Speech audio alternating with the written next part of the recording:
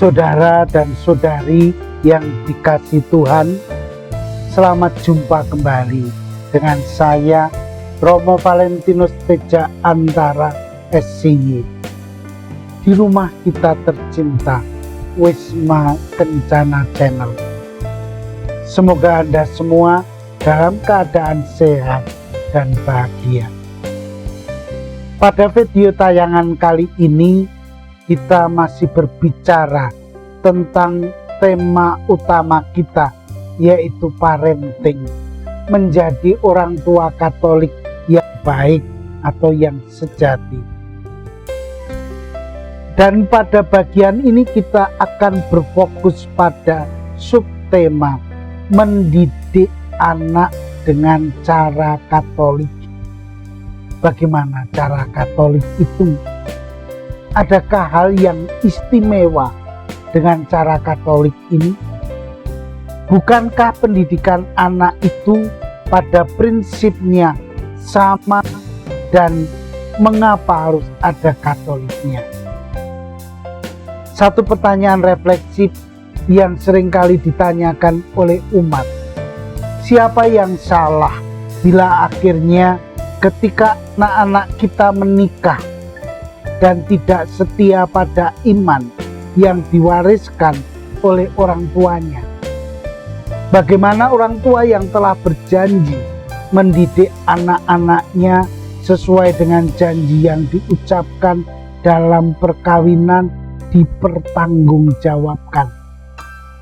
Untuk mengetahui lebih lanjut, marilah kita ikuti tayangan berikut ini. Tidak lupa saya mengucapkan banyak terima kasih kepada Anda yang dengan setia mengikuti video kami dari Wisma Kencana Channel ini, dan terutama telah mendukung pastoral keluarga kami ini dengan klik subscribe, like, komen, bel, sehingga kita mengikuti terus tayangan ini. Akhirnya selamat menyaksikan.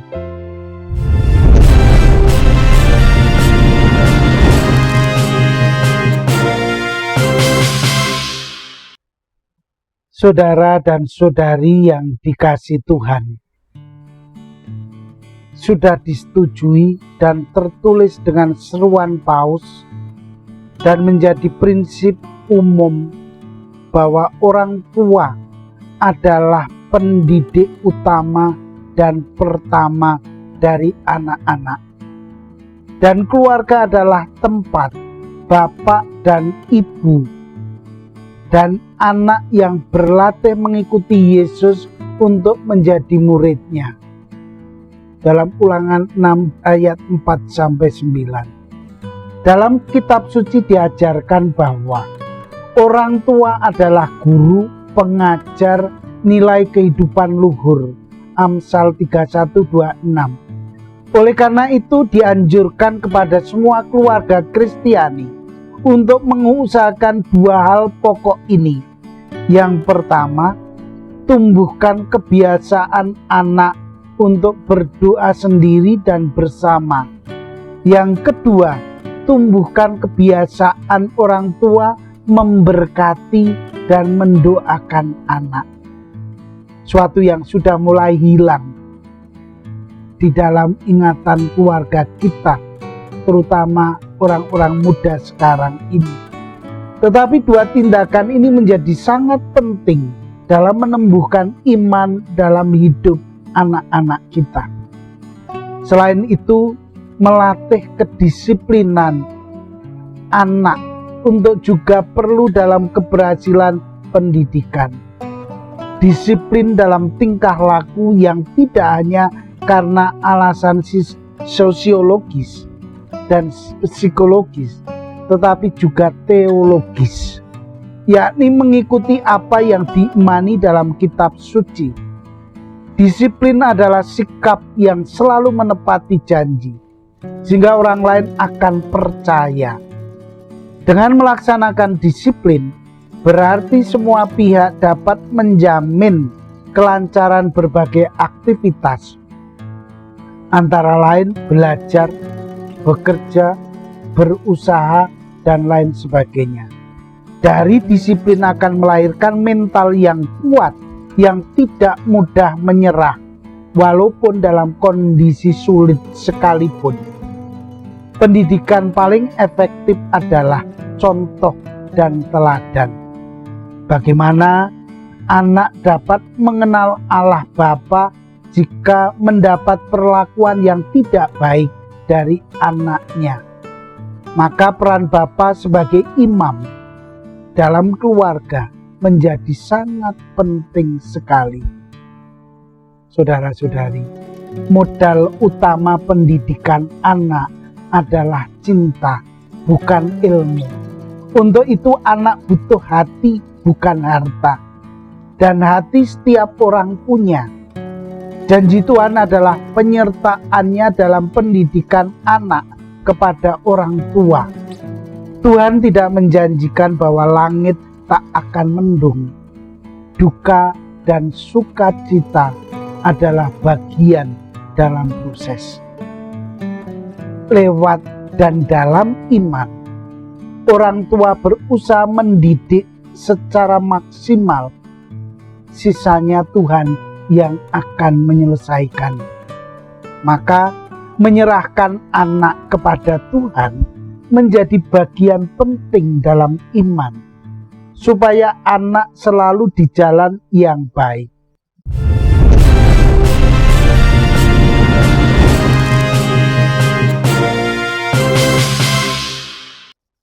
Saudara dan saudari yang dikasihi Tuhan, sejarah telah membuktikan bahwa untuk mendidik anak, modal orang tua cukup hati dan cinta. Ilmu dan pengetahuan hanyalah aksesoris. Namun demikian, orang tua perlu awas dan waspada akan ancaman ekonomi modern yang menawarkan ide pendidikan anak lewat sistem dan produk ekonomi, bukan lewat cinta orang tua. Perhatikanlah 4 hal yang penting dalam pendidikan anak secara Katolik ini. Yang pertama, mencintai anak sejak di kandungan ibu. Ini sudah membentuk kepribadiannya. Ini kebiasaan baru yang dikembangkan di zaman modern ini. Mendengarkan musik lembut atau melakukan kebiasaan yang baik ketika ibu hamil akan mempengaruhi kepribadiannya nanti. Yang kedua, komunikasi dilakukan dengan rasa, bukan dengan rasio dan indera. Tak perlu kata-kata, dibatinkan pun dapat dirasakan. Komunikasi terjadi bila ada saling berbagi rasa dan keprihatinan antara orang tua dan anak sejak sedini mungkin. Yang ketiga, waspadalah bahwa anak jangan sampai merasa tidak dicintai atau tidak dibutuhkan. Anak masih kecil sudah bermasalah jika ia merasa ditolak. Cacat fisik atau psikis dapat terjadi bila anak ditolak atau tidak dikehendaki. Maka jangan pernah membandingkan anak-anak Anda. Yang keempat, dengan cara dan taraf yang sesuai, anak perlu dilibatkan dalam proses kehidupan seluruh keluarga. Sejak kecil anak akan baik bila mulai mengerjakan hal-hal yang bisa dilakukan dan diberi tanggung jawab terhadap tugas itu. Keterlibatan dalam rumah tangga ini akan menciptakan kebiasaan yang baik dalam kehidupan selanjutnya. Rasa memiliki dan tanggung jawab itu akan berkembang. Karena ketepatan rasa yang lebih tinggi daripada indera, maka juga harus diwaspadai. Sering terjadi apa yang disebut transfer rasa pahit, rasa sakit dari orang tua, khususnya ibu kepada anak. Misalnya sering dikatakan ibu hamil dilarang membatin anak yang dibenci, menjadikan derita kucing pincang.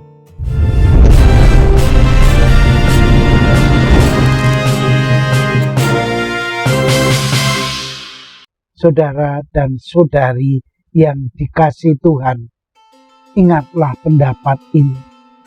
Anak adalah anugerah cinta dari Sang Pencipta.